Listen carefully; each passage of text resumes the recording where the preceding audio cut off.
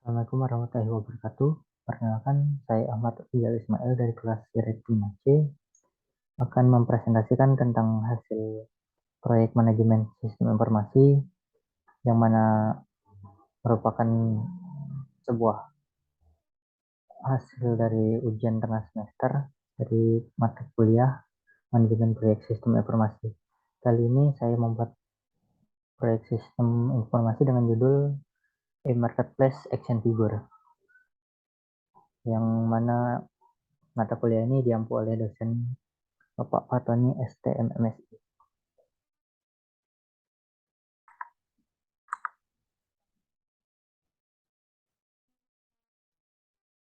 Oke, latar belakang.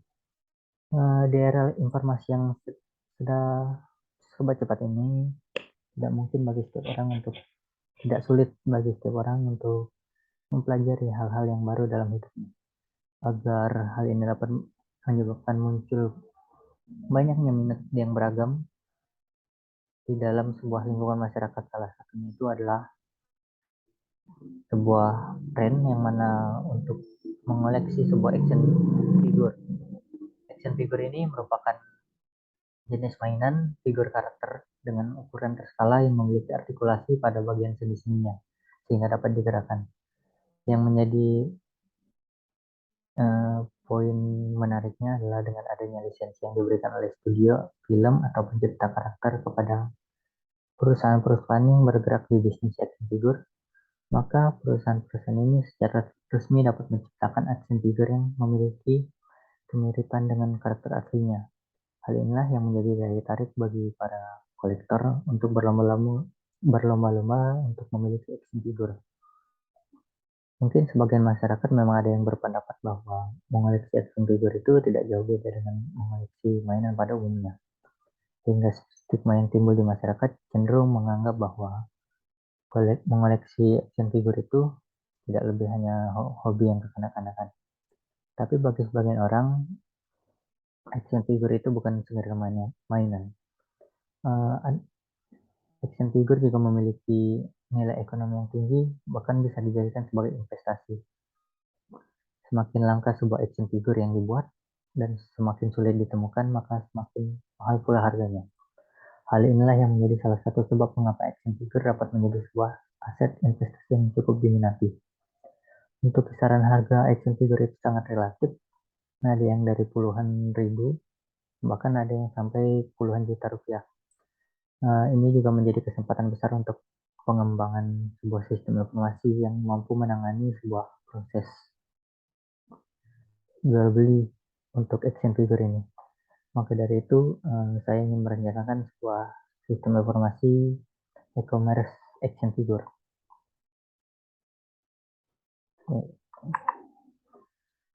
Tujuan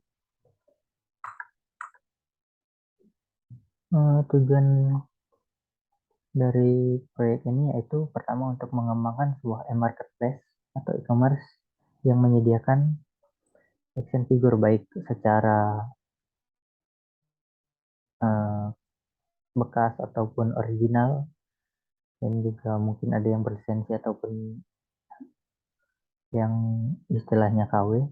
Dan juga kedua untuk memudah kolektor dalam menemukan sebuah action figure yang dia minati. Dan ketiga yaitu mempermudah penjual action figure dalam mencari pembeli.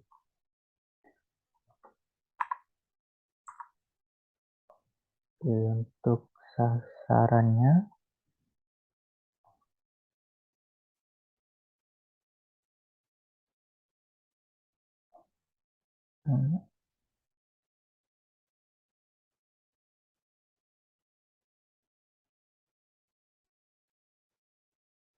mohon maaf sebelumnya ada kesalahan sebentar. Untuk sasarannya itu yang pertama adalah kepada kolektor action figure, dan kedua adalah seller dan reseller sebuah action figure, dan ketiga itu adalah komunitas dari pecinta action figure. Dan untuk breakdown strukturnya sebagai berikut.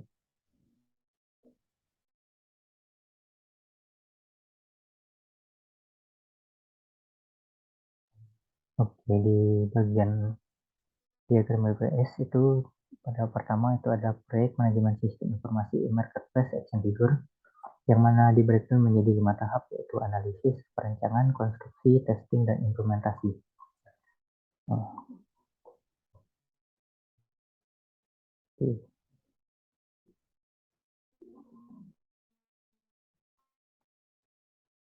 Ya, pada tahap analisis itu ada terbagi menjadi 5 breakdown lagi, yang mana di tingkat 2 ada pertama wawancara, kedua analisis masalah, ketiga analisis kebutuhan, keempat menyimpulkan analisis, dan terakhir pembuatan dokumentasi akhir dari hasil analisis yang dilakukan oleh staf dokumentasi. Di tingkat 3 dari wawancara itu di breakdown menjadi 3, yaitu persiapan wawancara, pelaksanaan wawancara, dan pembuatan dokumentasi hasil wawancara.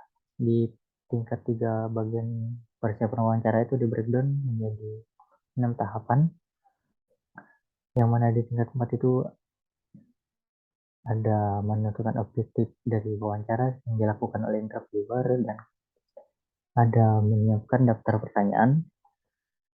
Selanjutnya ada merekrut partisipan yang dilakukan oleh staf supporting. Keempat ada menyiapkan akomodasi untuk wawancara yang mana disediakan oleh staf keuangan. Kelima menyiapkan lokasi dari wawancara, dan terakhir mengumpulkan dokumentasi hasil dari persiapan wawancara.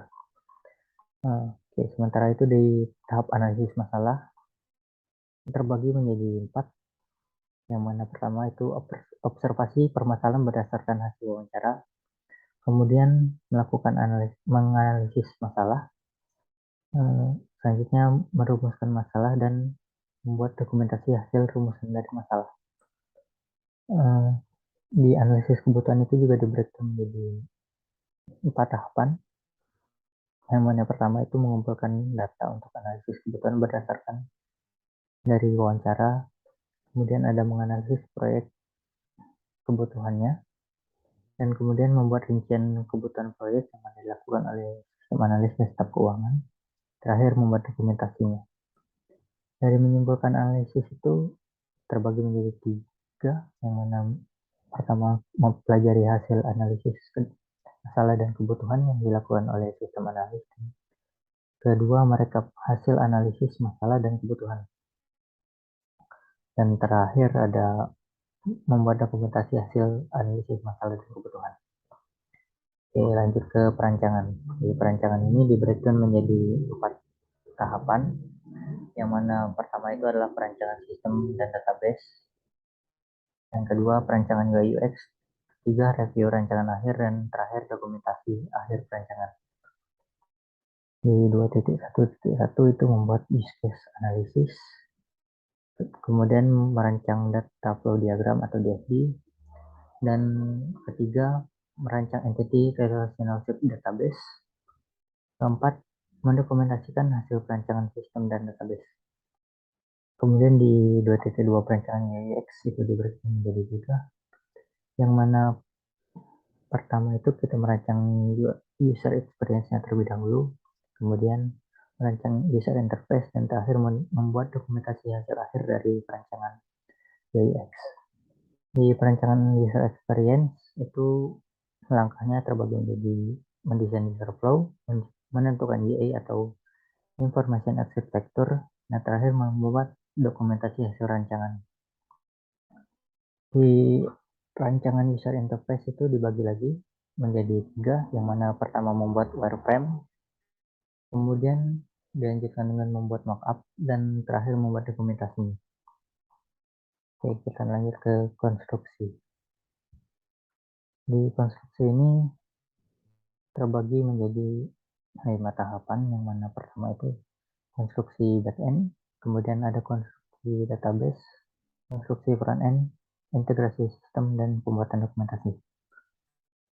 Di konstruksi backend itu di breakdown menjadi 3 tahapan di tingkat 3, yang mana mempelajari hasil desain backend, kemudian membuat kode program sistem, dan terakhir membuat dokumentasi hasil konstruksi sistem. Di konstruksi database Itu juga dipecah menjadi mempelajari rancangan IRD dan DFD, dan kemudian menentukan skema database, membuat kode untuk database, dan membuat dokumentasinya. Di konstruksi front end itu dipecah menjadi tiga, yaitu dipecah menjadi 5, yang mana pertama mempelajari kebutuhan arsitektur, kemudian membangun staging site, ketiga mengembangkan sebuah website, dan kemudian dibuat kontennya, dan terakhir membuat dokumentasi hasil dari konstruksi front end. Selanjutnya di tahap testing itu terbagi menjadi 4, yang mana pertama itu melakukan testing, kemudian analisis hasil dari testing tersebut, dan selanjutnya melakukan perbaikan sistem apabila terjadi revisi, dan terakhir itu mendokumentasikan hasil akhir dari testing. Di melakukan testing itu dipecah sebelumnya menjadi 4 tahapan, yang mana pertama itu melakukan configuration testing, kemudian system testing, user acceptance testing, dan mendokumentasikan hasil dari testing. Di analisis hasil testing itu pertama-tama mempelajari hasil testing, kemudian membuat rincian perbaikan, membuat dokumentasi hasil dari analisis testing.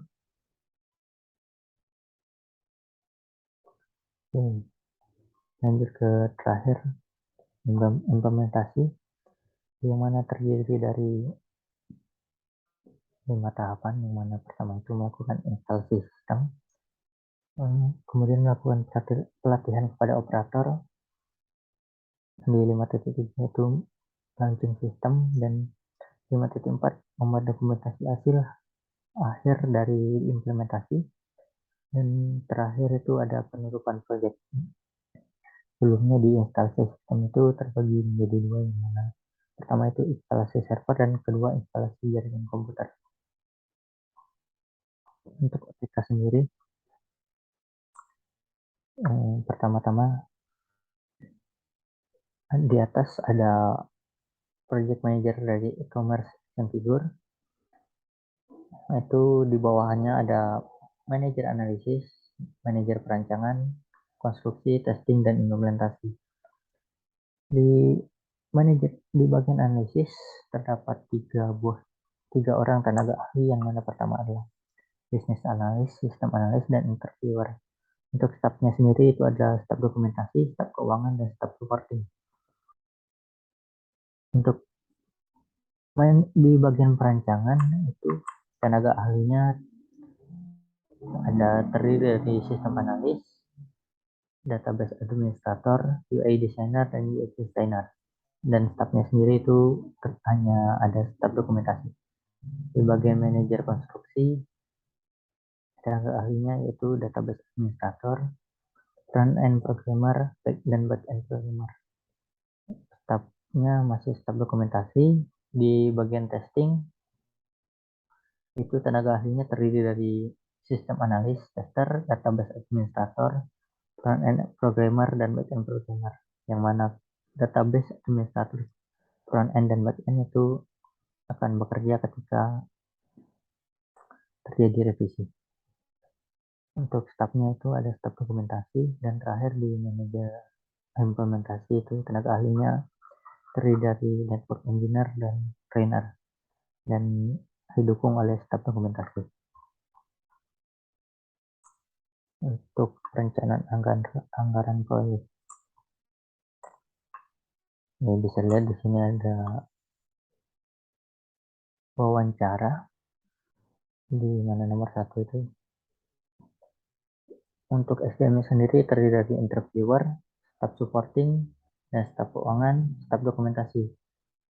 Interviewer ini melakukan analisis dan kemudian melaksanakan interview. Maka dari itu malam hari dari kerjanya itu ada 2,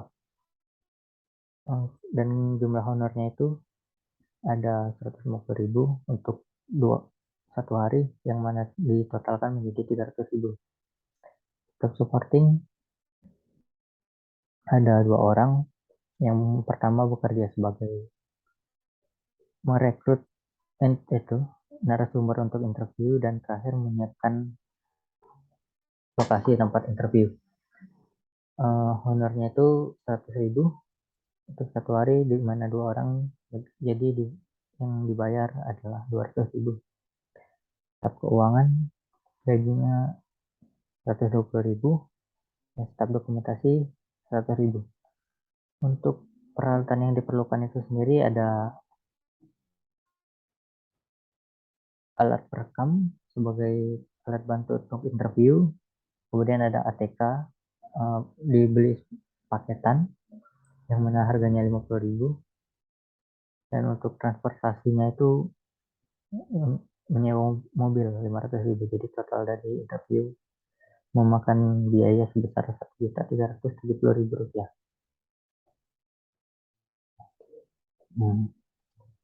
Di nomor 2, kita melakukan penggabungan antara 4 kegiatan secara langsung, yaitu analisis masalah, analisis kebutuhan, menyimpulkan analisis, dan mendokumentasikan hasil akhir dari analisis. Untuk SDM-nya itu ada sistem analis dengan gaji 300.000 rupiah untuk satu hari, dan ada bisnis analis gaji 250 rupiah untuk satu hari, staf keuangan 120.000 rupiah untuk satu hari, dan terakhir staf dokumentasi 100.000 rupiah untuk satu hari. Untuk alat yang digunakan sendiri itu hanya ATK yang dibeli paketan lagi dengan harga 50.000 rupiah, dan untuk transportasinya itu sewa mobil sebesar 500.000 rupiah. Jadi total ada 1.320.000 rupiah untuk tahap ini. Tahap selanjutnya ada perancangan sistem dan database, yang mana untuk SDM sendiri itu ada sistem analis dengan ada database administrator dengan gaji 200.000 rupiah untuk satu hari, dan ada staf dokumentasi. Untuk peralatan yang diperlukan itu sama, hanya ATK dan sewa mobil juga. Jadi total 1.150.000 rupiah. Oke, lanjut ke tahapan selanjutnya, yaitu dari kode 2.2 itu perancangan UI UX, yang mana di sini membutuhkan UI designer, UX designer, dan staf dokumentasi. UI designer itu digaji sekitar 200.000 rupiah, dan begitu juga untuk UX designer. Nah, yang menjadi alat baru yaitu Figma Enterprise, yaitu untuk biayanya itu sekitar 1 juta rupiah, dan juga ada ATK untuk menulis ada 50.000 rupiah, ada juga sewa mobil 500.000 rupiah, jadi total ada 2.050.000 rupiah untuk tahap rancangan UX. Kemudian ada penggabungan dari review rancangan akhir dan dokumentasi akhir rancangan, yang mana dilakukan oleh sistem analis dan staf dokumentasi. Yang diperlukan alatnya masih sama, dan transportasinya juga ATK, dan alat transportasinya itu ada sewa mobil. Jadi untuk kali ini memakan anggaran sebesar 950.000 rupiah.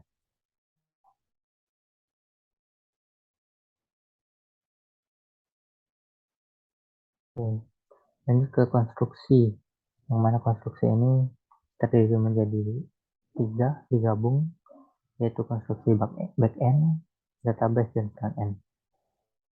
Waktu pengerjaannya ini terdiri dari 7 hari, maka dari itu back-end programmer digaji sebesar 2.450.000 rupiah, front-end juga 2.450.000 rupiah, dan database administrator 7.400.000 rupiah, dengan memerlukan ATK dan sewa mobil. Nah, untuk pembiayaannya sendiri, untuk desainnya sendiri itu menggunakan Visual Studio Code untuk front end dan back end. Jadi mungkin tidak ada biaya yang diperlukan kecuali untuk melakukan konstruksinya itu di integrasi. Dengan total pembiayaan itu ada Rp9.850.000. Oke. Selanjutnya itu tahapan integrasi sistem dan pembuatan dokumentasi akhir sistem yang mana dilakukan oleh 3 orang tadi, tapi kali ini hanya selama 1 hari. Jadi back-end programmer digaji Rp350.000, front-end Rp350.000, database administrator Rp200.000, dan staf dokumentasi Rp100.000. Nah, untuk hardnya sendiri itu kita membeli sebuah Oracle Enterprise Edition yang mana memakan biaya sebesar Rp15 juta, dan juga ada ATK Rp50.000 dan ada sewa mobil. Jadi total ada Rp16.550.000 untuk tahap kali ini. Selanjutnya di testing. Testing sendiri terdiri menjadi 2 SDM, yang mana pertama itu ada tester dan kedua ada staf dokumentasi. Tester itu digaji sebesar Rp300.000 dan staf dokumentasi Rp100.000. Yang diperlukan ada alatnya yaitu ATK Rp50.000 dan sewa mobil. Total pengeluaran itu Rp950.000. Untuk analisis hasil testing sendiri itu ada sistem analis digaji Rp300.000 untuk 1 hari dan memerlukan ATK dan juga sewa mobil, jadi ada Rp800.000. 4.3 dan 4.4 itu digabung, yang mana perbaikan sistem dan dokumentasi akhir dilakukan oleh back-end programmer, front-end programmer, dan database administrator. Lama waktu pekerjaannya itu ada 3 hari, jadi back-end programmer digaji Rp1.050.000, front-end Rp1.050.000, database administrator Rp600.000.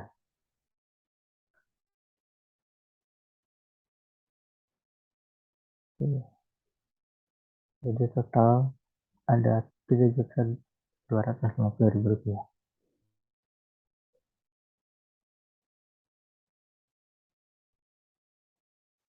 Selanjutnya ada di instalasi sistem. Itu memerlukan seorang network engineer yang digaji Rp200.000. Dan untuk alatnya sendiri itu diperlukan sebuah PC dengan anggaran sebesar Rp5 juta. Dan ada juga sewa mobil untuk transportasi sebesar Rp500.000. Jadi total pengeluaran ada Rp5.700.000. Kemudian itu adalah pelatihan untuk operator yang mana dilakukan oleh trainer. Trainer sendiri itu digaji Rp150.000 dan memerlukan sebuah alat sewa mobil Rp650.000. Di terakhir itu ada launching sistem, dokumentasi hasil implementasi, dan penutupan proyek yang dilakukan oleh staf dokumentasi dan project manager sebenarnya. Oke. Staf dokumentasi digaji Rp100.000 untuk 1 hari dan juga memerlukan sewa mobil untuk 1 hari sebesar Rp500.000. Jadi untuk penutupannya ini hanya memakan biaya Rp600.000.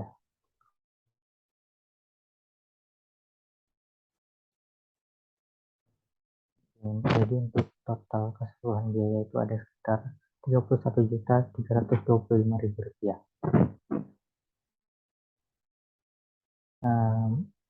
Oke, mungkin sekian dari presentasi dari saya.